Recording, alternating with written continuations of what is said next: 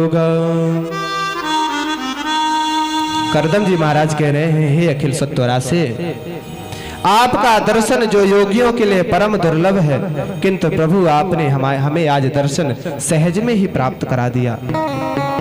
प्रभु मेरे मन में एक बड़ी कामना है, यद्यपि वह कामना उत्तम कामना तो नहीं है, परंतु प्रभु आप मेरी इस कामना को पूर्ण कीजिए। भगवान ने कहा कि मैं तुम्हारी कामना को पहले से ही जानता था, इसलिए मैं वैसे ही तुम्हारे कामना को पूर्ण कर दिया हूं। ऐसी ही पत्नी तुम्हें मिलेगी जो तुम्हारे भजन में साधक होगी, बाधक नहीं होगी।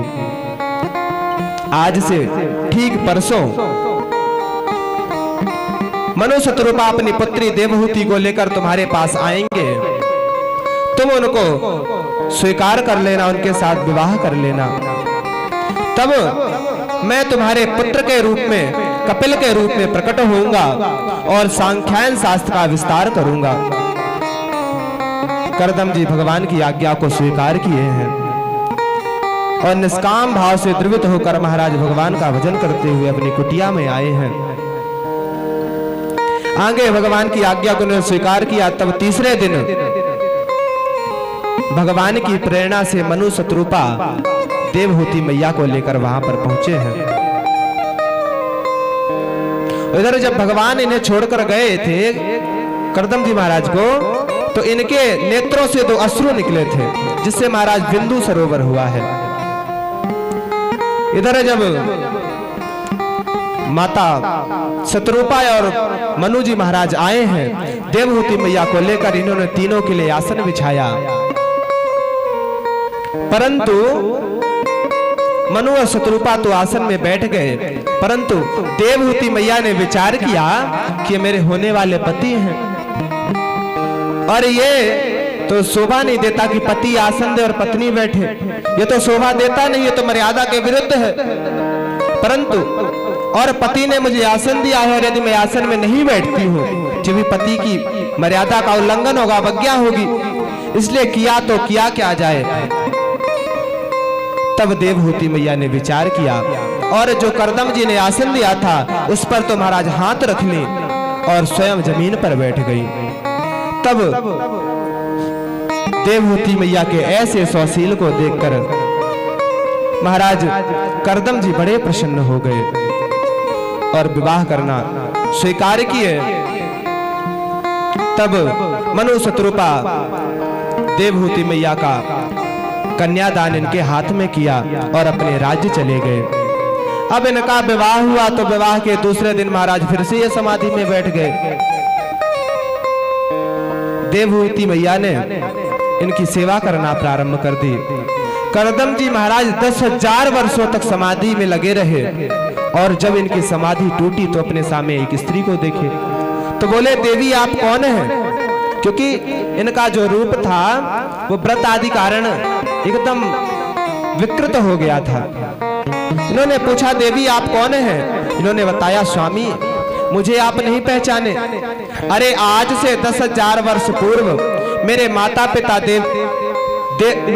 पिता मनु और शतरूपा आपके हाथ में मेरा कन्यादान करके गए थे।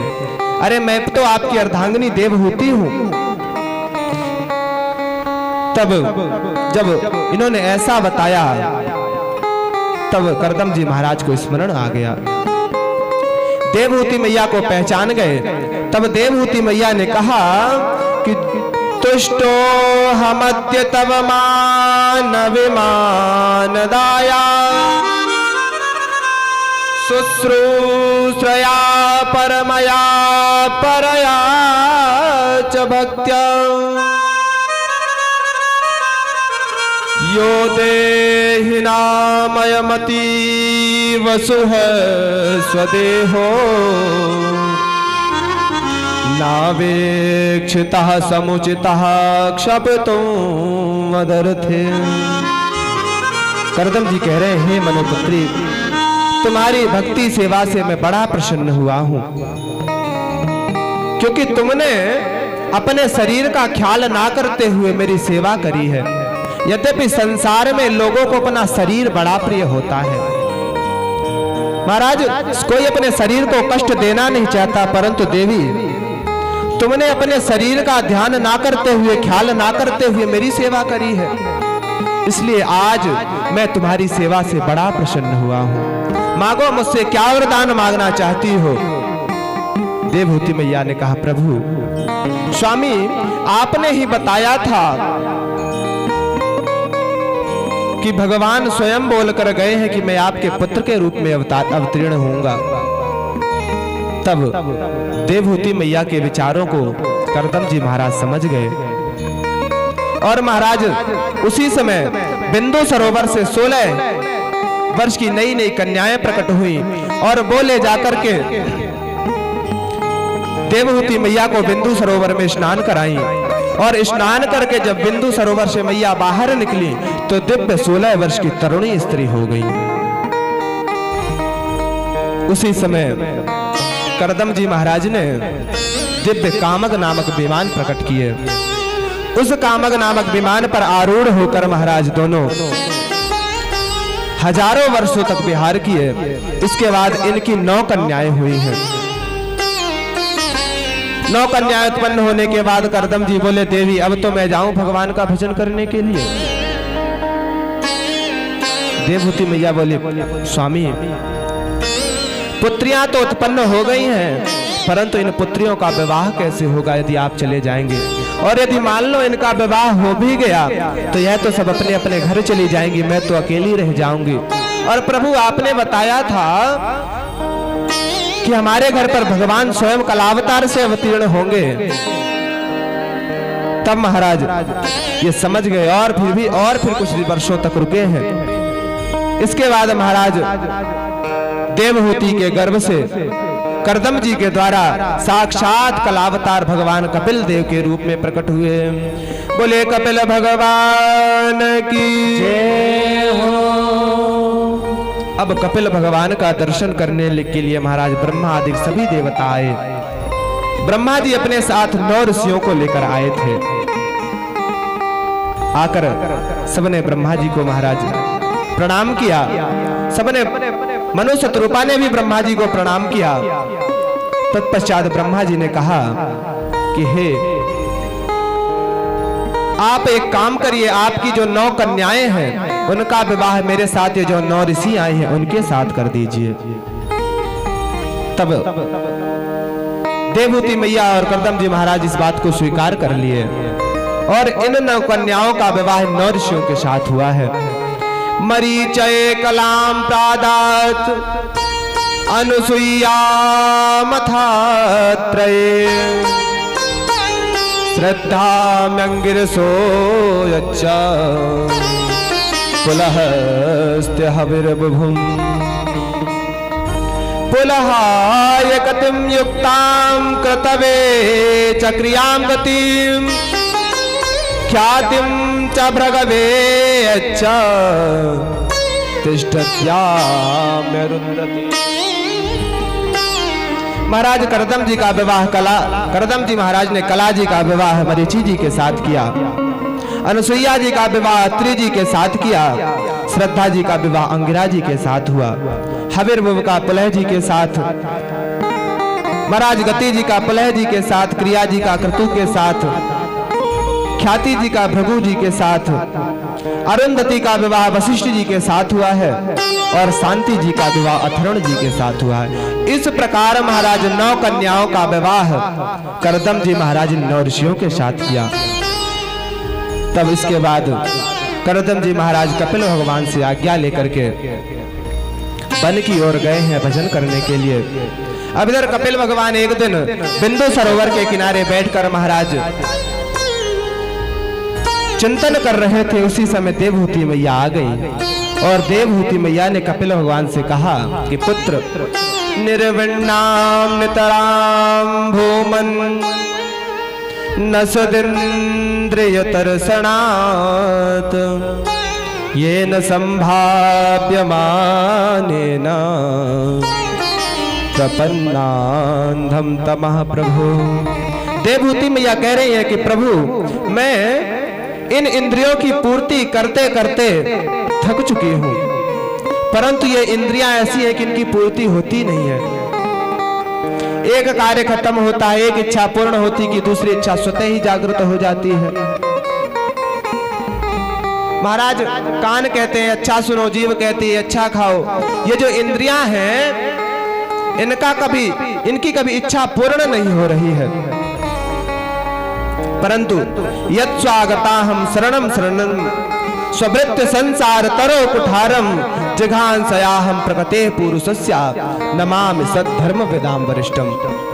आप सत्य को, धर्म को जानने वाले हैं, इसलिए जैसे कोई किसान कुल्हाड़ी से वृक्ष को काट देता है, ठीक उसी प्रकार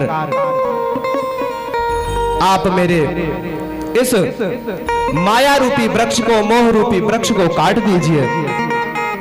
तब कपिल भगवान कह रहे हैं कि चेतः खलवस्य वंधाय मुक्तये चात्मनो मतम गुणेषु सक्तं वंधाय रतं वा पुंसि मुक्तये। कपिल भगवान कह रहे हैं कि मैया यह मनुष्य है, जीव मन रूपी बंधन में, महाराज मन के बंधन में सदैव फंसा रहता है। इसी मन के द्वारा महाराज मुक्ति को प्राप्त किया जा सकता है। इस समय द्वारा बंधन में प्राप्ति किया जा सकता है। मनः एव मनुष्याणाम कारणम बंधु मोक्ष है। यही मनुष्य मोक्ष का कारण भी होता है, यही महाराज, यही मन बंधन का भी कारण होता है। जब हमारा मन भगवान के चरणों में लग जाता है, भगवान के भक्तों के चरणों में लग जाता है, तब यही मन मुक्ति का कारण बन जाता है। परंतु जब यह मन संसार के वासनाओं में लग जाता है, संसार में लग जाता है, तब यही मन बंधन का कारण बन जाता है। तो प्रश्न यह उठा कि जो मन है वह संसार से उठकर भगवान के शरणों में, भगवान के चरणों में, भगवान की लीलाओं में, भगवान की कथाओं में कैसे लगे? तो कपिल भगवान कहते हैं कि जब हम निरंतर भगवान के भक्तों का, संतों का संग करेंगे तो निश्चित रूप से हमारा मन भगवान के चरणों में लग जाएगा। क्योंकि जब हम संतों का संग करेंगे, महापुरुषों का संग करेंगे, तो महापुरुष संत निरंतर हमें भगवान की कथाओं को सुनाएंगे, भगवान को लीलाओं को सुनाएंगे, जिससे निश्चित रूप से ही भगवान के प्रति हमारा स्नेह प्रेम बढ़ जाएगा और हमारा कल्याण हो जाएगा। तो प्रश्न उठा कि संत कैसे होते हैं, कौन संत है महाराज? तो कपिल भगवान कह रहे हैं कि तितिक्षवः कारुणिका सुहृदो सर्वदेहिना अजात शत्रवः शांता साधव साधुभूषण। कपिल भगवान कह रहे हैं कि संत को सहनशील होना चाहिए, सभी जीवों के प्रति उसकी दया की भावना हो। संतों का महाराज कोई शत्रु नहीं होता। ऐसे संत, ऐसे ही तो संत साधु समाज की शोभा होते हैं। रामचरितमानस में भगवान साधुओं के लक्षण को बता रहे हैं कि कोमल चरित दीनहन पर दाया मन वच क्रम मम भगति अमाया। अरे जो संत होते हैं इनका मन कोमल होता है, इनका चित्त कोमल होता है। ये निरंतर भगवान श्री हरि शरणम की शरण गए होते हैं। ऐसे संतों को ना तो सम्मान की कोई अपेक्षा होती है, ना ही अपमान की कोई अपेक्षा होती है। ऐसे संत ही तो भगवान कह रहे मेरे प्राण हैं।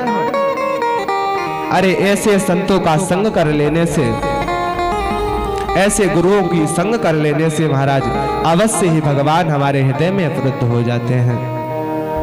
एक संत गुरु के बारे में बता रहे हैं कि आग लगी संसार में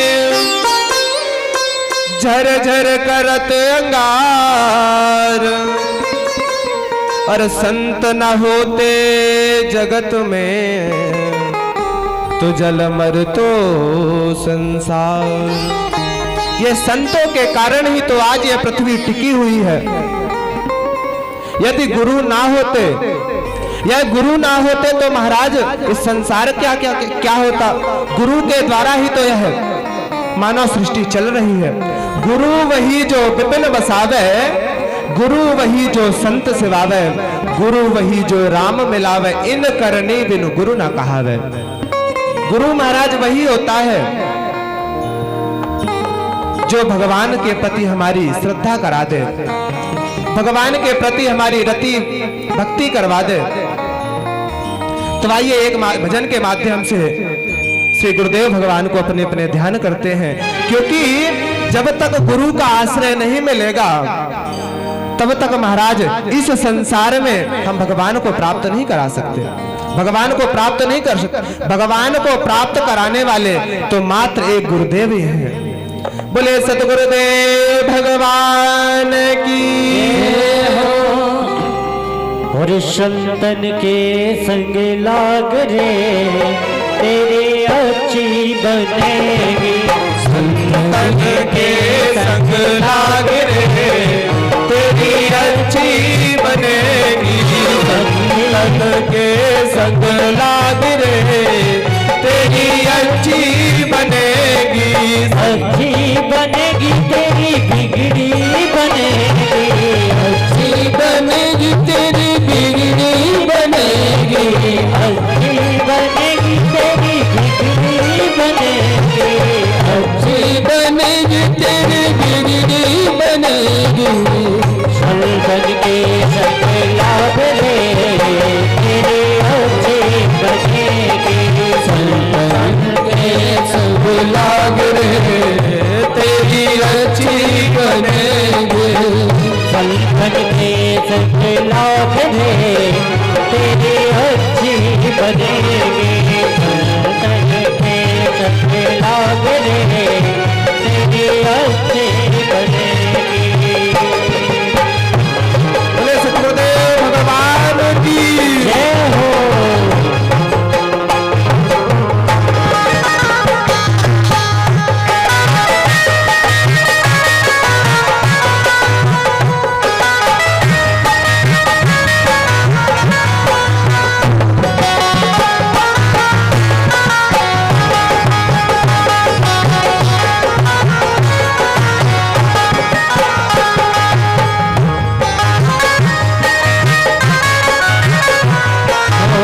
ध्रुव जी की बन गई प्रहलाद जी की बन गई, ध्रुव जी की बन गई प्रहलाद जी की बन गई, ध्रुव जी की बन गई प्रहलाद जी की बन गई, ध्रुव जी की बन गई प्रहलाद जी की बन गई।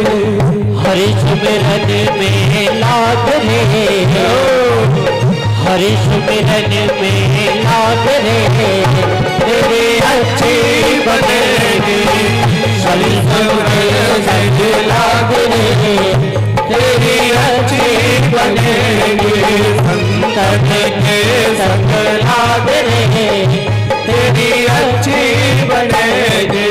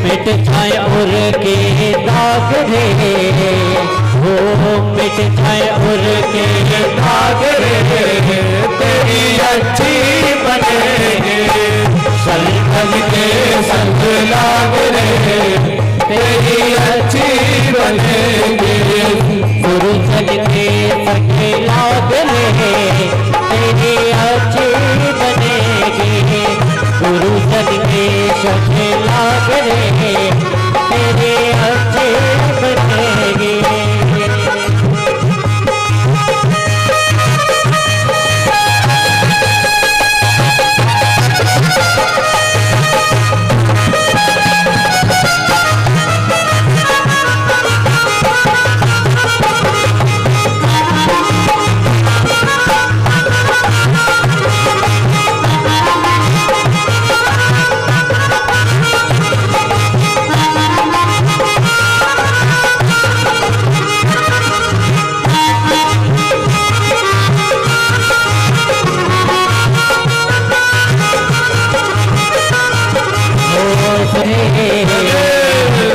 त्याग सके तो त्याग रे, तेरी अच्छी बनेगी।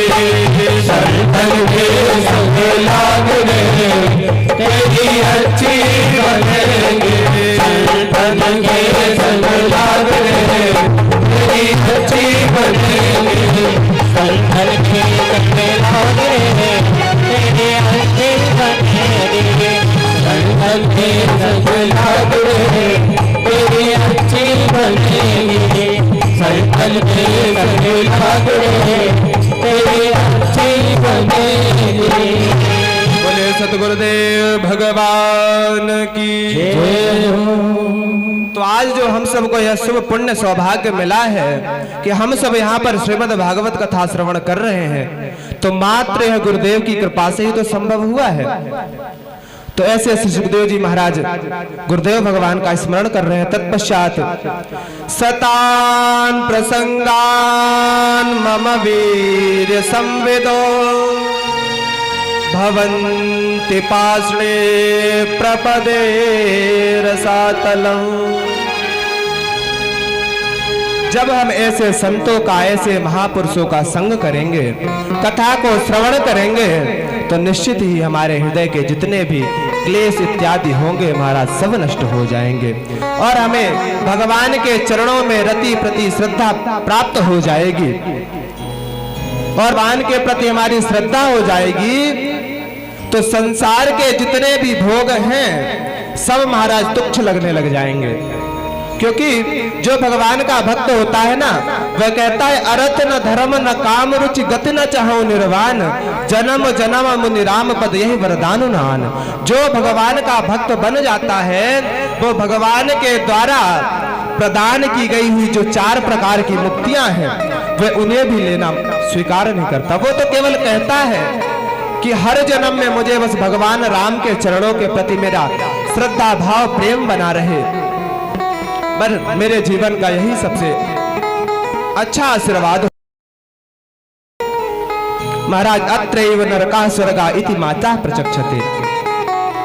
कपिल भगवान अपनी माता से कह रहे हैं कि मैया, जीव यदि यहाँ पर अच्छे कर्म करेगा तो अच्छा सुख भोगेगा, यदि बुरे कर्म करेगा तो बुरे सुख भोगेगा।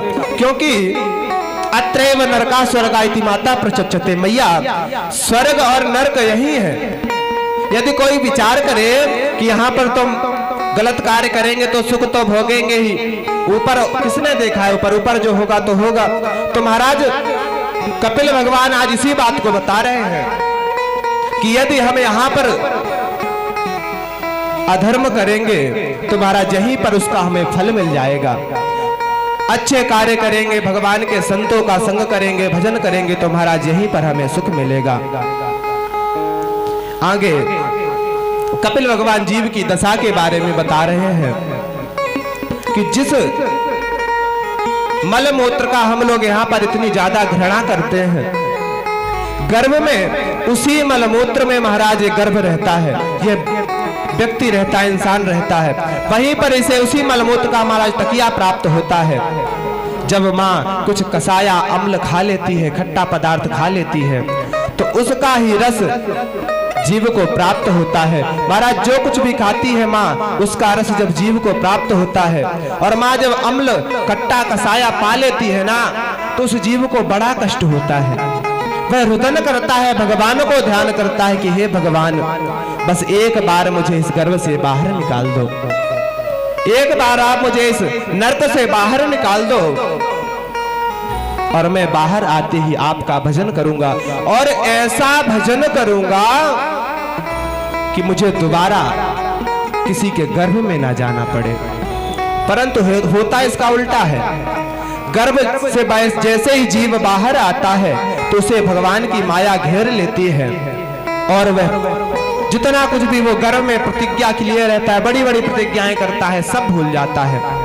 गोस्वामी तुलसीदास जी लिखते हैं कि भूमि परत भा ढाबर पानी, जनु जी वही माया लपटानी। जिस प्रकार से जो आकाश से जल गिरता है, बूंद गिरती है महाराज, वो जब तक भूमि में स्पर्श नहीं करती तब तक तो वह स्वच्छ, बिल्कुल स्वच्छ होती है, परंतु जैसे ही वह भूमि में स्पर्श करती है तो महाराज वह मैली हो जाती है महाराज, उसका वो जो जल होता है वह गंदा हो जाता है। ठीक उसी प्रकार जीव जब तक माँ के गर्भ में होता है तब तक उसे सब कुछ याद रहता है, परंतु जैसे ही वह जीव माँ के गर्भ से बाहर आता है महाराज सब कुछ भूल जाता है, उसे माया घेर लेती है। इस प्रकार कपिल भगवान माता देवहूति को दिव्य उपदेश किए हैं। अब माता देवहूति कपिल भगवान की वंदना करते हुए कह रही हैं कि अहो बतस्वपचोतो गरीयान यज्वाग्रे वर्तते नाम तुभ्यं ते पुस्तपस्ते जुहवोसु स्नुरार्या ब्रह्मानुचुरनाम गृह्णन्ति येते। माता देवहूति कह रही है कि हे वेदगर्भ कपिल भगवान, जिसने आपका आश्रय नहीं लिया हो, जिसकी जिह्वा से भगवान के यश का गायन नहीं होता हो, महाराज वह नीच है, स्वपच है। और भगवान के आश्रय, भगवान के नामों का आश्रय ना लिया, जिस जीव से भगवान के यश को गाया नहीं जाता हो, वह जीव मेढक की तरह टर टर करने वाली जीव है। आगे बता रहे हैं कि जीवन में यदि कुछ करना बाकी रह गया हो तो भगवान का भजन कर लो, क्योंकि भगवान का भजन ही एक साथ जाने वाला है, इसके विपरीत महाराज कुछ नहीं जाएगा। गोस्वामी तुलसीदास जी कह रहे कि यदि अंदर के दीपक, अंदर के भाग को यदि उजाला करना, प्रकाशित करना है तो अपने जीव रूपी देहरी पर महाराज भक्ति रूपी दीपक जला लो, जिससे कि हमारा अंदर तो प्रकाशित होगा, साथ ही साथ महाराज बाहर भी प्रकाशमान हो जाएगा। और जब हम भगवान का आश्रय लेंगे महाराज तो अवश्य ही भगवान हमारे हृदय में वृद्ध हो जाएंगे और हमारा कल्याण हो जाएगा। इस प्रकार देवहूति मैया को कपिल भगवान दिव्य उपदेश किए हैं। तत्पश्चात देवहूति मैया ने कपिल भगवान की वंदना करी और अब कपिल भगवान गंगा सागर चले गए हैं। इधर माता देवहूति बची, इन्होंने भी योग माया के द्वारा, योग के द्वारा अपने प्राणों को महाराज छोड़ती हुई सिद्धिदा नदी, सिद्धिदा नाम की नदी के रूप में प्रवाहित हो गई। बोलिए कपिल भगवान की जय हो, देवहूति मैया की जय हो, करदम जी महाराज की जय हो, भक्त वत्सल भगवान की जय हो, जय जय श्री राम। यहीं पर भागवत जी के तृतीय स्कंद का विश्राम होता है। अब आइए हम लोग भागवत जी के चतुर्थ स्कंद में प्रवेश करते हैं। एक बार प्रेम से बोलिए ओम नमो भगवते वासुदेवाय। ओम नमो भगवते वासुदेवाय। अब आइए हम लोग भागवत जी के चतुर्थ स्कंद में प्रवेश करते हैं। मनोस्तु शतरूपायां त्रिस्त्रः कन्याश्च भारता आकुतिर्देवहूतिश्च प्रसूतिरिति सत्तमा। हमने पूर्व में मनु जी महाराज की 3 कन्याओं के बारे में सुना कि इनकी 3 कन्याएं हुई, आकुति, देवहूति, प्रसूति। हमने महाराज देवहूति मैया के चरित्र को श्रवण किया। अब मनु जी महाराज की जो सबसे बड़ी पुत्री है आकुति, इनका विवाह रुचि नाम के प्रजापति के साथ हुआ। इनके गर्भ से साक्षात भगवान यज्ञ रूप में भगवान यज्ञ प्रकट हुए हैं। बोले यज्ञ भगवान की। यज्ञ भगवान का विवाह लक्ष्मी जी के साथ हुआ। इसके बाद इनका तोष, प्रतोष, संतोष इत्यादि इनके 3 पुत्र हुए हैं, 12 पुत्र हुए हैं महाराज। ये बाद में महाराज यही स्वारोचिष मनवंतर में महाराज तुषित आदि देवता हुए हैं। आगे मैत्रेय जी महाराज, करदम जी महाराज की और भी पुत्रियों के वंश के बारे में बता रहे हैं। करदम जी की जो पुत्री कला का विवाह मरीचि